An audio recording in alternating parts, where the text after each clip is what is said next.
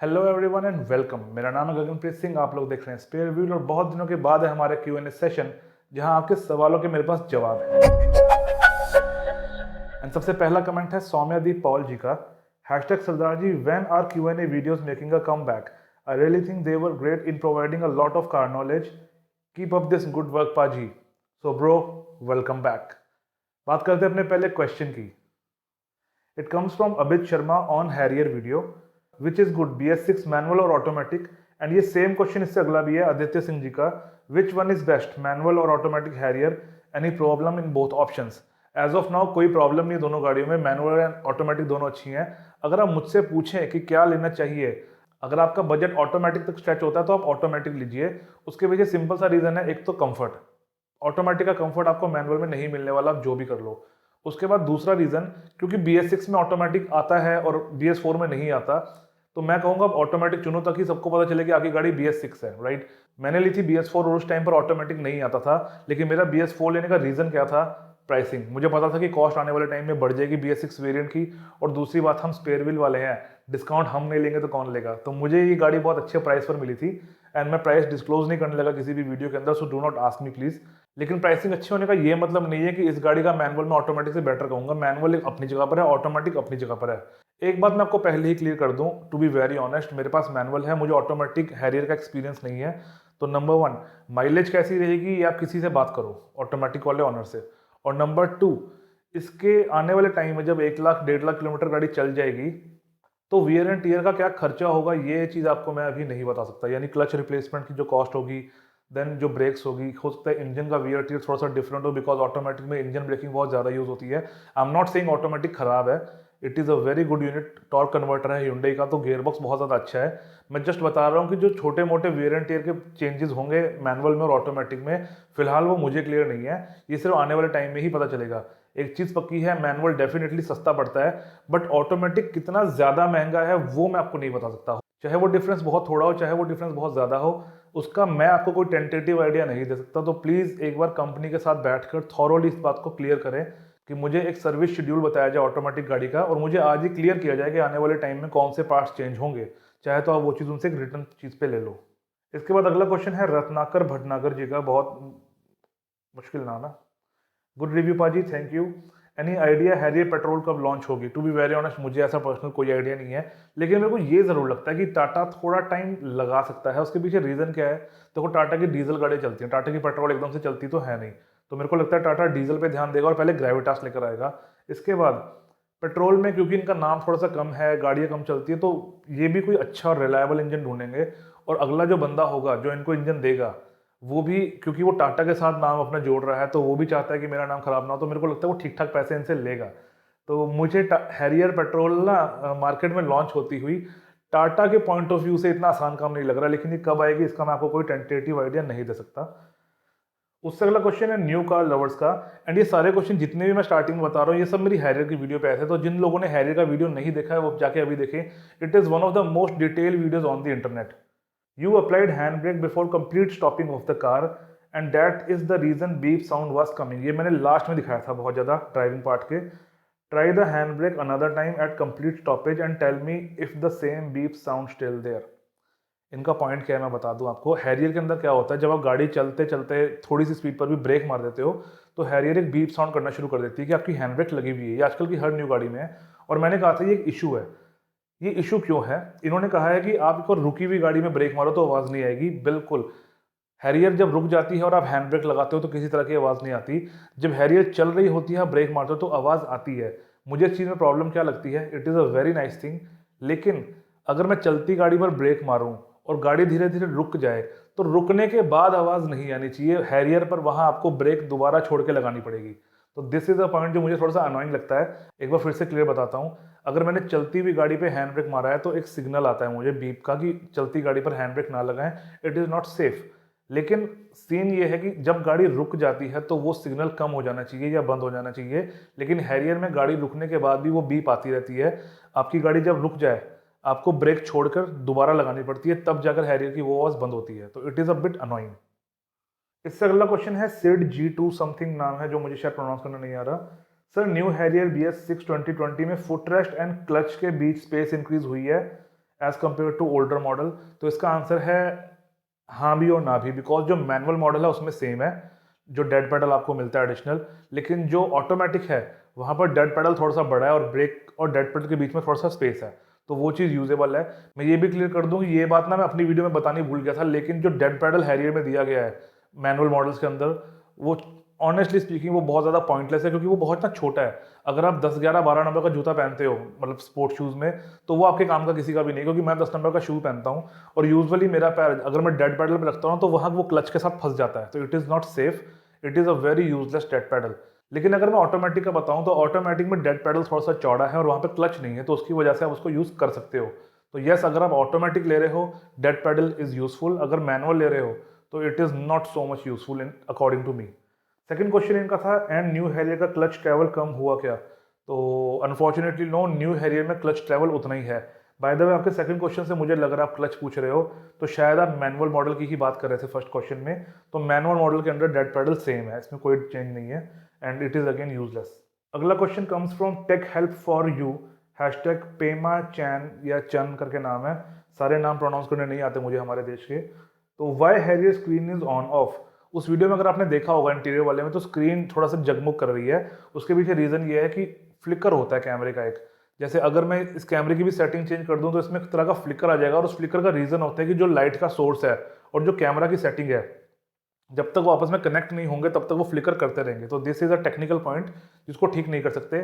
लेकिन जब मैंने स्क्रीन को पर्पल कलर का किया था तो वो फ्लिकर बंद हो गया था। तो ये सिर्फ ब्राइटनेस और बाकी एक दो चीज़ों पर डिपेंड करता है, इसका कोई मेन रीज़न नहीं होता कि फ्लिकर क्यों कर रहा है। ये सिर्फ कैमरे की सेटिंग है जो स्क्रीन के हिसाब से एडजस्ट नहीं हो पा रही, screen and colours and brightness all the things combined. Tata should give 4 और 6 GB रैम। मैंने उस वीडियो में बताया था कि टाटा हैरियर के इंफोटेनमेंट सिस्टम की रैम कम है, लेकिन अब वो रैम कितनी है मैं इसके ऊपर कोई वर्ड नहीं दे सकता। हो सकता है वो रैम 500 MB हो सकता है वो रैम 4 GB हो, तो मैं ये नहीं कह सकता कि कितनी रैम है कितनी होनी चाहिए, बट हाँ जितनी है उससे तो ज़्यादा ही होनी चाहिए। अगले क्वेश्चन की तरफ चलते हैं। श्रीनिवास कुमार रेड्डी जी का क्वेश्चन है सेम हैरियर की वीडियो पे। पाजी साहब, if pedals throw is reduced it would become artificial feel like Hyundai। मैंने बताया था कि जो पैडल्स के थ्रो है हैरियर के अंदर वो बहुत ही ज़्यादा है, ठीक है। तो सर ने बोला कि अगर थ्रो कम कर देंगे तो वो Hyundai की तरह आर्टिफिशियल हो जाएगा। तो ऐसा नहीं होता सर, पैडल्स के साथ कोई गाड़ी आप आर्टिफिशियल एकदम से नहीं बना सकते। There are a lot many things involve.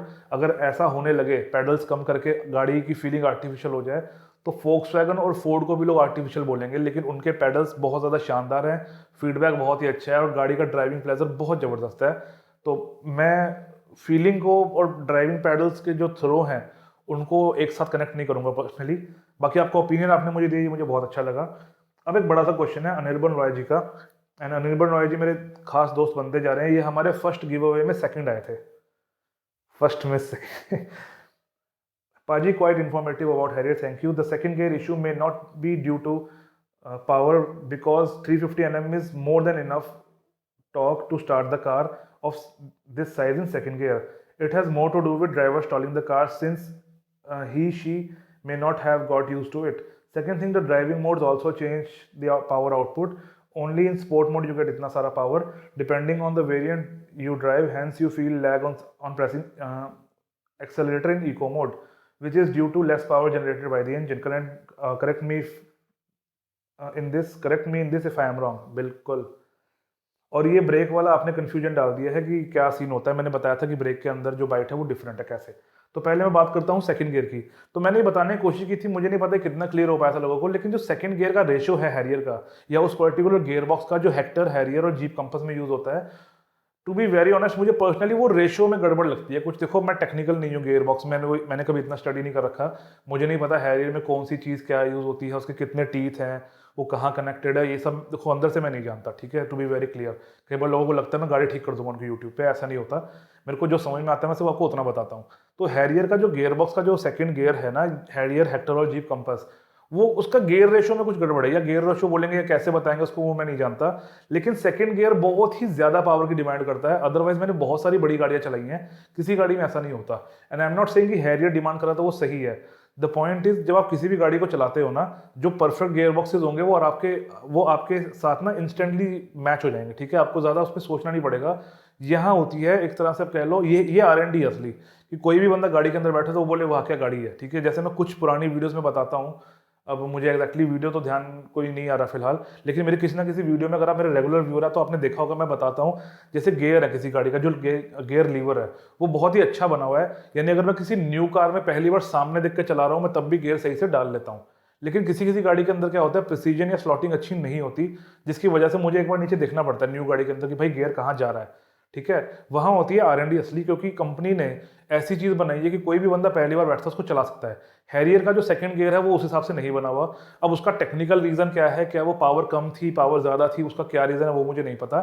मैंने ये नहीं कहा था कि पावर कम की वजह से है, मैंने सिर्फ इतना बताया था कि BS6 वेरिएंट में पावर ज़्यादा होने की वजह से ये इशू कम फील होता है। अब हाँ, मैं यही अगर मैं इसको लिंक करूँ तो मैंने यही कहा था कि जो सेकंड गियर है, अब आप पीछे रिवाइंड करो हल्का सा, सेकंड गियर थोड़ी सी ज़्यादा पावर डिमांड करता है, और क्योंकि BS6 में पावर ज़्यादा है इसलिए वहाँ पर आपको ये इशू कम फील होता है, राइट।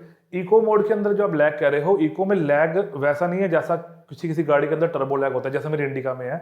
इको के अंदर जो लैग है वो एक वेल मैनेज्ड लैग है, यानी वो कंपनी ने अपने आप इंट्रोड्यूस किया है। ठीक है, वो एक कस्टम लैग कंपनी ने उसके अंदर डाला है, जिसकी वजह से क्या होता है, जब आप एकदम से रेस देते हो तो इंजन एकदम से फ्यूल नहीं उठाता आपका इंजन, कह लो प्यार से ही एक इंक्रीमेंटल तरीके से फ्यूल उठाता है, एक लीनियर वे में फ्यूल उठाता है, जिसकी वजह से आपकी माइलेज खराब नहीं होती। तो आई वॉज नॉट सेइंग कि इको मोड में लैग है, मैंने ऐसा कहा हो तो, वैसे मैंने कहा तो नहीं होगा, मुझे इतना पता है, तो अगर मैंने कहा तो आई एम सॉरी। लेकिन इको मोड में किसी तरह का लैग नहीं है, और वो सेकंड गियर की बात इको से लिंक नहीं है, वो सिटी मोड में भी इशू आता है। लास्ट वाला पॉइंट है ब्रेक का, और मेरे को लगता है मैंने ब्रेक का पॉइंट को थोड़ा सा ज़्यादा कंफ्यूज कर दिया लोगों के लिए। आप कहीं से एक फोक्सवैगन की गाड़ी अरेंज करो, फोक्सवैगन और फोर्ड की, और कहीं से एक हैरियर अरेंज करो, और ट्राई करो अगर आप उनको एक ही टाइम पर चला सको तो बहुत अच्छा है। इसका बेस्ट तरीका पता है क्या होता है, आप जाओ फोक्सवैगन के शोरूम पे, उनको बोलो मुझे वेंटो की टेस्ट ड्राइव करनी है, वहाँ से जाओ टाटा के शोरूम तक, बोलो ठीक है अच्छा लगा, I will let you know, ठीक है, उसके बाद आप चलाओ वहाँ पे हैरियर, राइट। इशू क्या होता है, इशू भी नहीं कहूँगा इस चीज़ को मैं, लेकिन जो डिफरेंस है वो बताता हूँ आपको। फोक्सवैगन के अंदर जब आप ब्रेक मारना शुरू करोगे, स्टार्टिंग में हल्का सा ब्रेक आप दबाते हो तो आपको बाइट आ जाता है, और वो बाइट आपका कांस्टेंट रहता है जब तक आप उसको पूरा दबाते हो तो, ठीक है।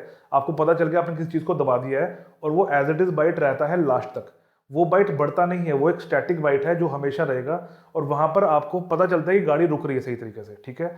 बाइट और कार के रुकने की जो डिसेलरेशन है, इन दोनों को मिक्स मत कीजिए, ठीक है। बाइट इज आपने ब्रेक को दबाया, आपको पता चल रहा है पैरों के अंदर की ब्रेक लग रही है, एंड गाड़ी धीरे धीरे स्लो हो जाएगी, उसने रुकना ही रुकना है।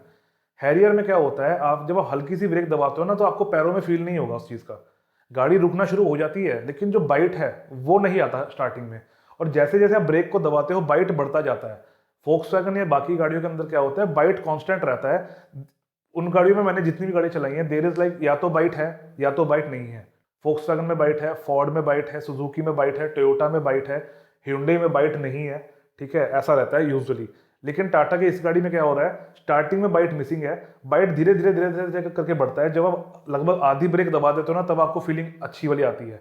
I am not saying starting में नहीं पता चलेगा, मैंने उसमें ये भी कहा था कि जो भी हैरियर के ओनर्स होंगे उनको इस चीज़ की प्रैक्टिस लगेगी, लेकिन धीरे धीरे आइडिया हो जाता है। आज की डेट में मुझे पता है कि मेरी गाड़ी कितनी रुक रही है, कहाँ रुक रही है, लेकिन इनिशियली लगता है ऐसा कि हैरियर की जब ब्रेक आप दबाओगे स्टार्टिंग में तो आपको लगेगा ब्रेक लगी नहीं रही, दिस इज अ फैक्ट।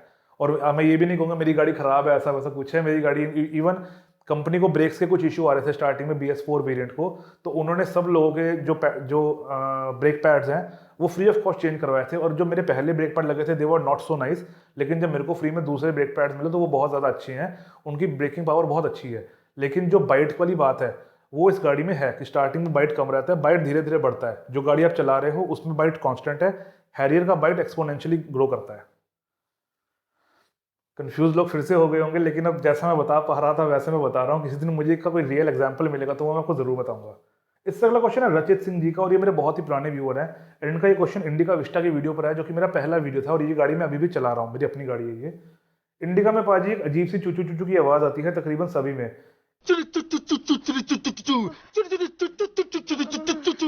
आपकी इसमें भी आती है क्या? तो यस, मेरी गाड़ी में ये आवाज़ आती थी और मैंने इस आवाज़ को ठीक कर लिया है, लेकिन टू बी वेरी ऑनेस्ट मैं पहले क्लियर कर दूं, मैं मैकेनिक नहीं हूं, मैं यहाँ कोई सोल्यूशन नहीं बांट रहा यूट्यूब पे, तो प्लीज़ ऐसा मत सोचिए कि आप थंबनेल देखोगे इसका कि भाई इस चीज़ को अपना लोगे तो चली जाएगी चूचू की आवाज़, ऐसा मैं कुछ नहीं कह रहा। कुछ मैंने ट्राई किया है वो आपको बता देता हूँ, आपके लिए अगर वो चीज़ काम करी तो प्लीज़ मुझे बताना ज़रूर, जो भी इस वीडियो को देख रहा है, और अगर आपकी गाड़ी में प्रॉब्लम है तो, राइट। बहुत समय पहले की बात है, मेरा दोस्त था एक, वो मेरी गाड़ी को पानी में लेकर चला गया, पानी में जाने की वजह से जो जहाँ पर बेल्ट घूमती है ना, वहाँ जितने भी पार्ट्स थे सब में पानी लगा, कुछ पार्ट्स पानी से ख़राब हो गए, कुछ पार्ट्स की लुब्रिकेशन कम हो गई।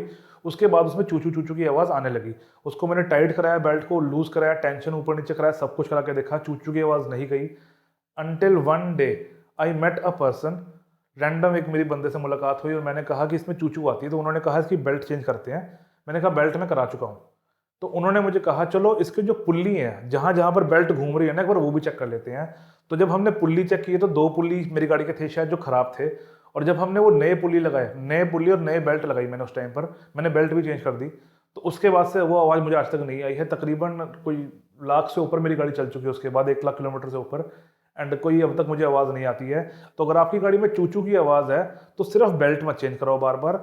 बेल्ट जिस बेरिंग पर या जिस पुल्ली पर घूम रही है, ठीक है, जहाँ पर भी बेरिंग आता है घूमने वाला या जहाँ पर भी कोई पुल्ली आता है जिस पर बेल्ट घूमती है, एक बार उसको चेक करो। और जो अच्छा मैकेनिक होगा वो आपका बेल्ट उतार के ना उसी टाइम इंजन में हाथ डाल के उसको घुमा के बता देगा आपको कि ये बेरिंग या ये वाला पुल्ली ठीक है या ख़राब है। ठीक है, उसको पता चल जाएगा, क्योंकि जो ख़राब होता है ना वो घूमता तो बहुत सही है पर वो आवाज़ करता है। जो अच्छा होता है वो आवाज़ बिल्कुल नहीं करता और वो प्यार से घूमता है बहुत ज़्यादा। ठीक है, तो ये पता चल जाएगा आपको, वो बता देगा आपको मैकेनिक। इसलिए प्लीज़ एक बार सिर्फ बेल्ट को चेंज ना करवाएं, साथ में पुल्ली या बेयरिंग जिस पर भी वो घूम रहा है उसका भी ध्यान रखें। और ये हर उस गाड़ी के लिए है जिसमें बेल्ट होती है, ये सिर्फ इंडिका की बात नहीं कर रहा मैं, मेरे ख्याल से सेंट्रो में भी बेल्ट आती थी और बहुत सारी गाड़ी जिनमें बेल्ट यूज़ होती है। ठीक है, तो इस चीज़ को चेक जरूर कराएं आप। अगला क्वेश्चन है विजय कुमार जी का, ये आया है मीटियोर 350 की वीडियो के ऊपर। किक नहीं है क्या भाई? ना भैया, किक नहीं है, तो आपको ये गाड़ी ऐसी चलानी पड़ेगी। लेकिन यार बहुत टाइम हो चुका है रॉयल एनफील्ड को बिना किक वाली बाइकें निकालते हुए, तो इसमें आपको कोई इशू नहीं आएगा। मैंने देखा थोड़े दिन पहले ना कमेंट में लोग शुरू हो गए कि हिमालयन में किक नहीं थी तो एक बार हिमालयन ख़राब होगी तो ऐसा हो गया वैसा हो गया।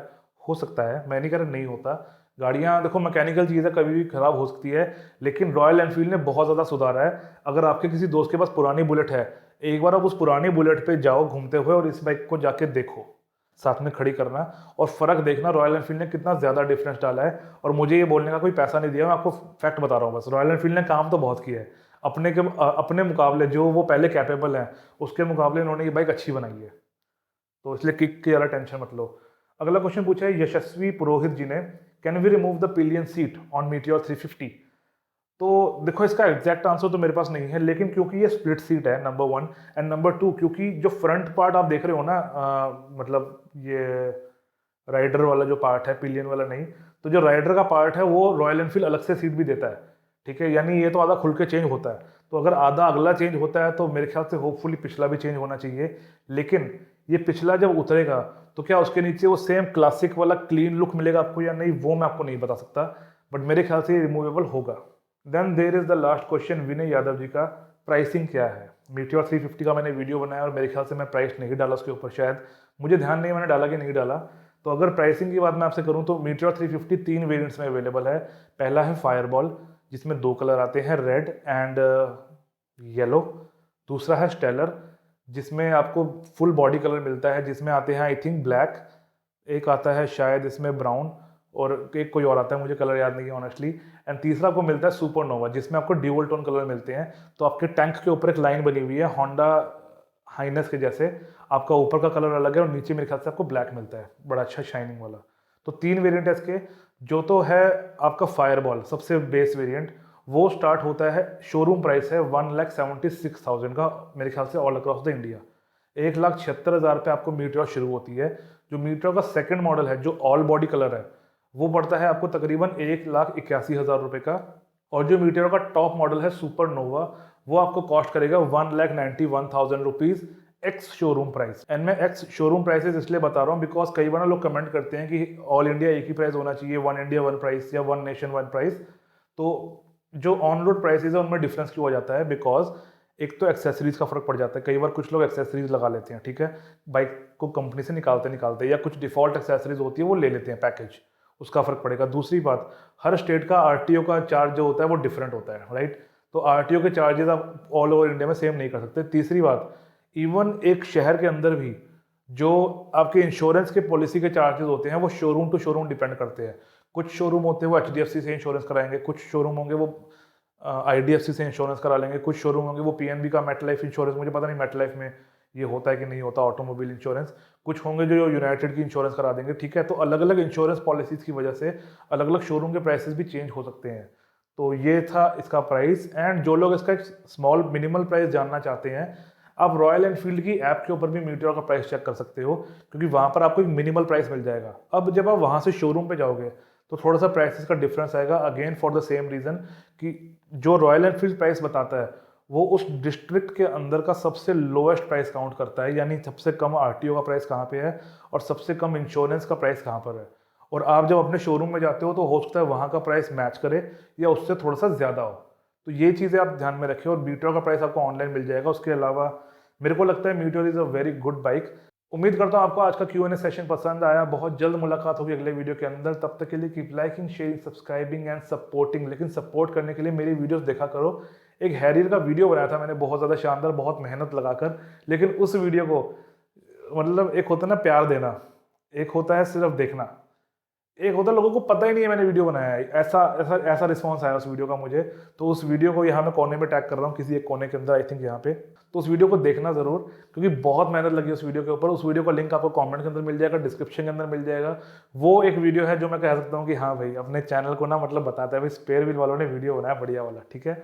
उस वीडियो को देखना, अपना प्यार जरूर देना है। तो बहुत जल्द मुलाकात होगी अगले वीडियो के अंदर। Keep liking, sharing, subscribing and supporting. Bye bye.